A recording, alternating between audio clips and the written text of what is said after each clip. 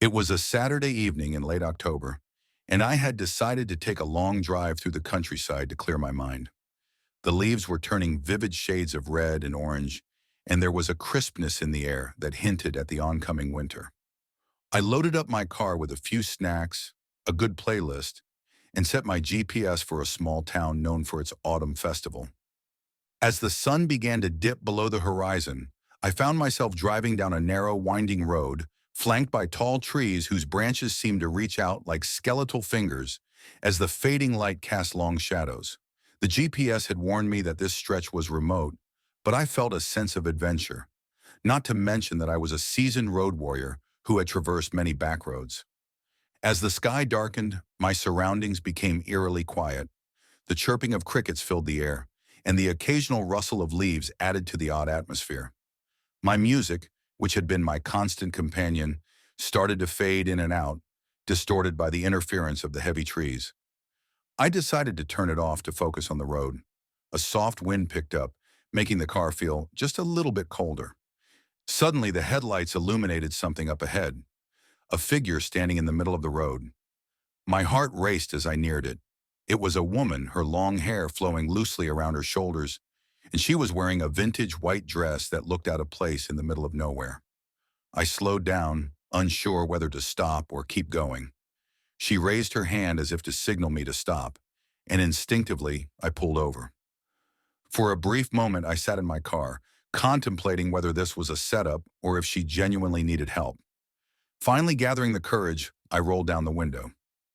"Are you okay?" I called out, my voice shaking slightly. The woman stepped closer, her expression one of desperation. "I need help. My car broke down a little ways back. I thought I could get a ride to the nearest town."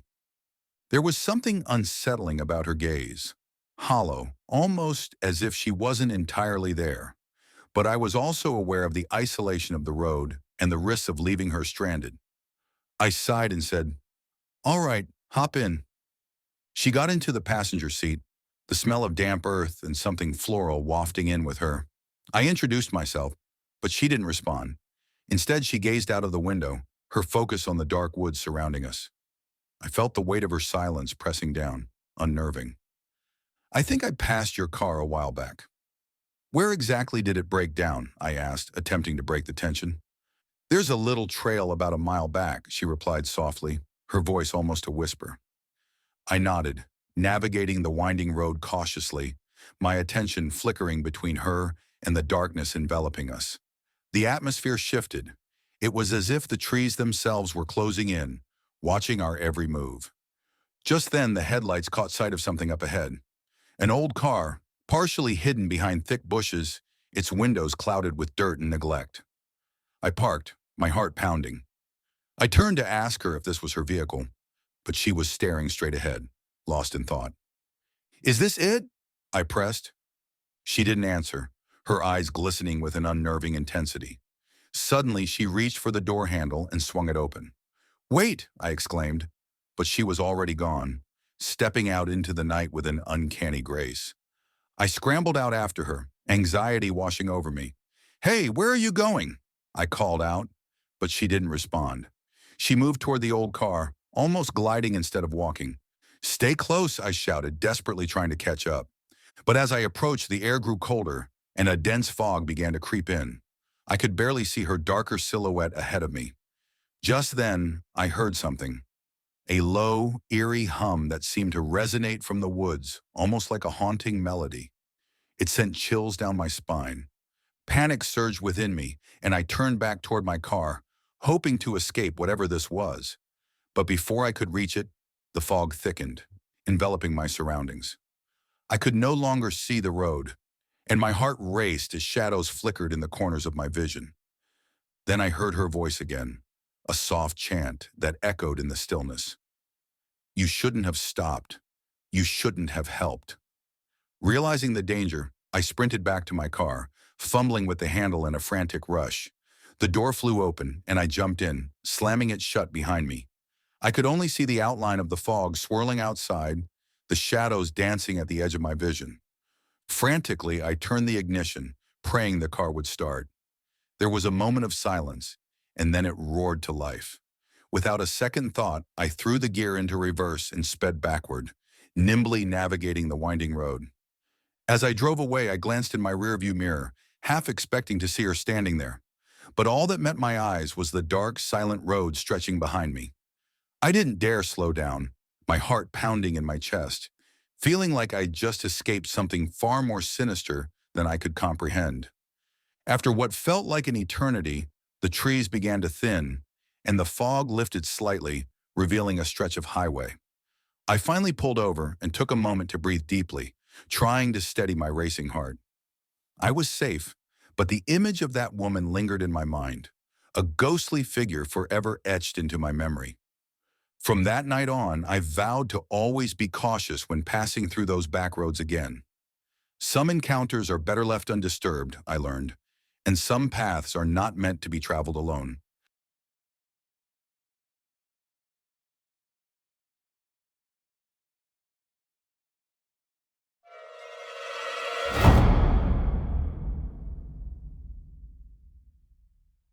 Once upon a time, in a small, secluded village bordered by a dense, ancient forest, there existed a local legend that spoke of a spectral apparition haunting the woods. The villagers warned children to never wander too deep into the forest at dusk, claiming that anyone who encountered the figure would be forever changed. One crisp autumn afternoon, a curious and adventurous girl named Alara decided to explore the forest despite the warnings. She had always been drawn to the tales that surrounded the trees, the whispers of spirits, the rustling of leaves, and the mysterious shadows that danced in the twilight. With her heart racing in anticipation, she sheathed herself in a thick coat and set off towards the edge of the woods. As she entered the forest, the sunlight filtered through the leaves, creating a mosaic of light and shadows on the ground. The air was cool and the earthy scent of damp soil filled her lungs. Ilara wandered deeper, captivated by the beauty around her. Hours passed, and the afternoon sky faded into hues of orange and purple. It was then that she noticed how quiet the forest had become, eerily still, as if the creatures that inhabited it were holding their breath in unison. Ilara felt a strange pull deeper into the woods, compelled by something she couldn't explain. As she walked, the trees grew thicker, their gnarled branches twisting like fingers, reaching towards her. Just as dusk began to cloak the forest in shadows, she stumbled upon a clearing. The moon hung low in the sky, casting an ethereal glow on a figure standing at the edge of the grove. At first, Ilara thought it was merely a trick of the light, an illusion conjured by her imagination. But as she focused, her heart began to pound. The figure was translucent, clad in tattered garments that fluttered as if caught in a non-existent breeze. It had an otherworldly aura, and its eyes, once bright and full of life, now seemed hollow, echoing a sorrow that reverberated through the clearing. "Who are you?" Ilara whispered, her voice trembling. The figure turned slowly, and an unsettling silence enveloped them. In a voice that was barely a whisper, it replied, "I am lost, like a shadow without a home." Fear gripped Ilara, yet she felt an undeniable sense of compassion for the apparition. She could sense its sadness, the weight of memories pressing heavily upon it. It spoke of a love lost to time and the despair of wandering for eternity in search of peace. Ilara realized that the apparition was not a malevolent spirit, but rather a soul trapped within the confines of the forest, yearning for closure. Moved by empathy, Ilara took a step forward. "What can I do to help you?" she asked, her heart swelling with determination. The spirit's eyes, once dull, flickered with a glimmer of hope. "Help me remember," it sighed, "the love I lost and the promise I made." Intrigued, Ilara felt compelled to assist. She shared stories of the village, the laughter of children, the warmth of family, and the beauty of love that transcends time. As she spoke, the clearing transformed. Memories of joy and sorrow swirled around them like autumn leaves caught in a breeze. The apparition began to take shape, its features becoming clearer, revealing a face that was both haunting and beautiful. Tears streamed down its cheeks as it absorbed the warmth of Ilara's words. Suddenly, the figure began to dissolve into the moonlight, its essence mingling with the silver beams that illuminated the forest. "Thank you," it whispered, "for remembering me."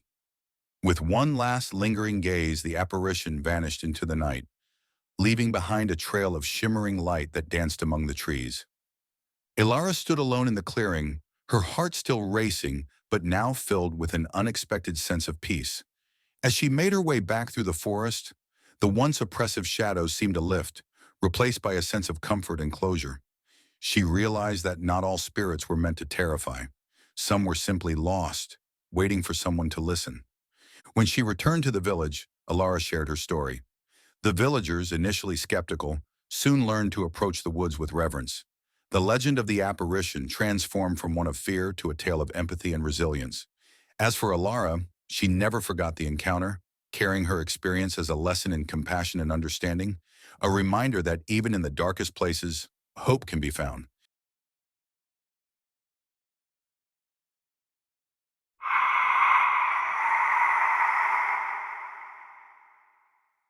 The Ghost of Ravenswood Manor. As I stepped out of my car and onto the crumbling driveway, a chill ran down my spine.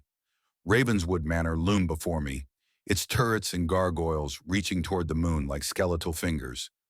I had always been drawn to the paranormal, and this mansion was rumored to be one of the most haunted places in the country.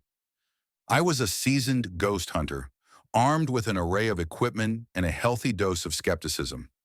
My team and I had investigated countless allegedly haunted locations, but none had ever yielded any concrete evidence. As we entered the manor, a musty smell wafted through the air, and I could feel the weight of history bearing down upon me. We began to set up our equipment, and I couldn't shake the feeling that we were being watched. It was then that I saw her, a woman in a long, flowing gown, her face deathly pale. She glided across the room, her eyes fixed on me with a mournful expression. I felt a shiver run down my spine as I raised my camera, snapping a photo of the apparition. But as I reviewed the image, I noticed something strange. The ghostly woman was standing in front of a door that I could have sworn was not there before. I turned to my team, but they seemed just as perplexed as I was. We decided to investigate further and made our way to the door. As we approached, it swung open, revealing a narrow stairway that descended deep into the earth. The air that wafted up was cold and damp, and I could feel a malevolent presence lurking just out of sight. We began to make our way down the stairs, our flashlights casting eerie shadows on the walls. As we reached the bottom, we found ourselves in a small, dimly lit room. The walls were adorned with ancient symbols, and the air was thick with the scent of incense. And then I saw it. A large, ornate mirror hung on the wall, and as I approached, I noticed something strange. The reflection staring back at me was not my own. It was the ghostly woman. But as I looked closer, I realized that it was not just her reflection. It was mine as well. The same eyes, the same nose, the same mouth. We were identical. And then the truth hit me like a ton of bricks. I was not investigating a ghost. I was the ghost. The woman in the mirror was my own spirit, trapped between worlds. As the realization dawned on me, the room began to fade away, and I felt myself being pulled back through time. I was no longer a ghost hunter, but a resident of Ravenswood Manor, living out my life in the very house where I had died. The ghostly woman was me, and I had been searching for myself all along. As the darkness closed in, I realized that some mysteries are better left unsolved, and sometimes the truth is more terrifying than any ghost.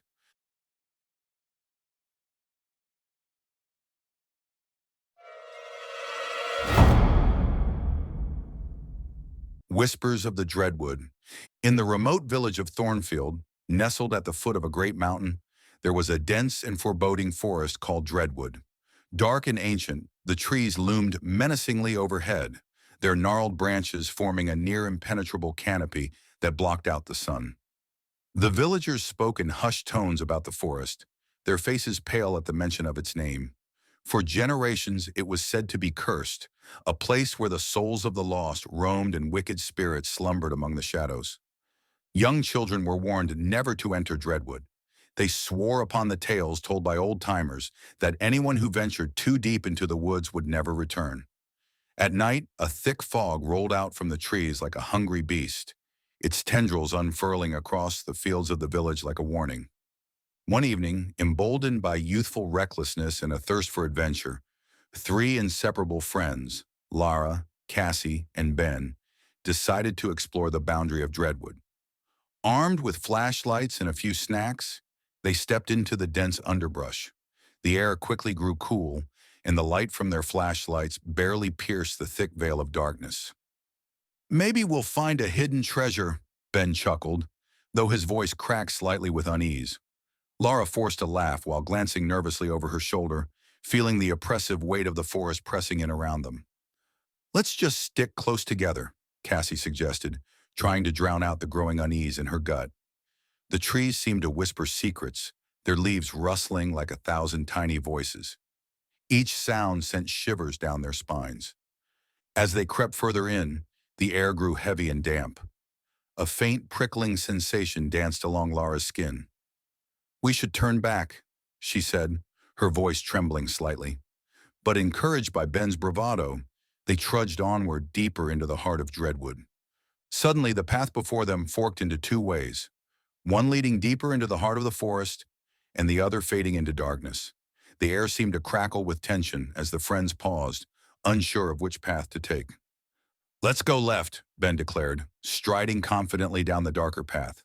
The trees closed in like a greedy creature, a thick fog drifting and swirling around their legs. As they walked, the canopy above swallowed the last embers of daylight, plunging them into an unsettling darkness. "Can you hear that?" Cassie whispered, her voice more fearful than before. The whispering that had barely been perceptible before now thrummed loudly in their ears, a low murmur that felt both pleading and sinister. "What if it's just the wind?" Laura shot back, though she felt the underlying dread coil within her. "I don't like this. We should really go back," Cassie urged, glancing over her shoulder. But before they could turn around, an unnerving howl echoed through the woods, reverberating like an ominous warning. The sound seemed to come from all directions, crashing against them like a wave of terror. At that moment, they noticed a sudden chill settle around them, and a thick fog began rolling in, swirling like a blanket of shadow. The whispers grew louder, forming words just beyond comprehension. "Leave! Now!" "Run!" Ben shouted, and they bolted back down the path, hearts pounding wildly. The trees appeared to shift and converge, the path disappearing into a labyrinthine nightmare. It was as if the forest itself was alive, writhing and swaying, seeking to ensnare them. As they sprinted, branches whipped at their faces like skeletal fingers, and the howl erupted again, closer this time, sounding like a creature in pain. Shadows flickered at the edges of their vision, moving unnaturally, dancing and twisting in the corners of their flashlights. Panting heavily, the trio stumbled into a small clearing, their breath visible in the cold night air. Moonlight broke through the trees, casting eerie shapes, but the oppressive feeling of being watched lingered. They huddled together, attempting to catch their breaths as the whispers persisted, entangling themselves in their minds. Suddenly, from the depths of the shadows, a figure began to emerge, a slumped apparition, cloaked in darkness. Its eyes glowed with a pale, malevolent light, and it moved toward them with a slow, maddening grace. "Why have you come to disturb my slumber?" the figure croaked, its voice a blend of sorrow and rage. Ben's bravado vanished, his face pale in the moonlight. We didn't mean to intrude," Laura stammered, trembling at the sight of the spirit. "We just wanted to explore." "Explorers should heed the warnings," the specter replied, an otherworldly hiss lacing its words. "You are not the first to lose your way in Dreadwood, nor will you be the last." Cassie felt a shiver of terror shoot down her spine, her mind racing with thoughts of the legends they'd heard. "What do you want from us?" she cried, desperation lacing her voice. "Freedom," it crooned, an eerie smile forming on its shadowy face. "To be free from this wretched place, to find peace beyond these cursed woods, I require a sacrifice of bravery." With sudden clarity, Laura gathered her courage. "What do you mean?" she asked, feeling a strange pull toward the specter. "Only those who find their way back can break the curse. Face the darkness, or forever remain lost." A cold breeze swept through the clearing, and suddenly the spectral figure lunged toward them. The air shimmered with unseen forces, and they felt the weight of the eyes of the forest upon them. Yet in that moment of despair, Laura gripped her friend's hands tightly. "Together," she said firmly, We can't let fear consume us. The whispers intensified, a cacophony of anguish and rage. And as the figure advanced, the friends closed their eyes, letting their fear dissolve. They envisioned the light of dawn, the warmth of friendship, and the strength born of unity. When they opened their eyes, the spirit was gone, the chilling whispers fading into a whispering breeze carried away by the wind.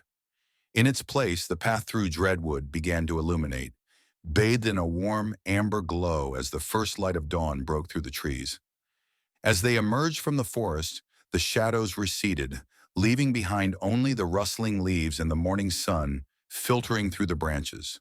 The legend of Dreadwood faded into the past, the forest no longer a place of fear, but a reminder of their courage and the friendship that had led them home. In the heart of the forest, whispers floated through the trees, but this time they held no malice, only the promise of the brave souls who had once dared to confront the darkness and emerge unyielded into the light.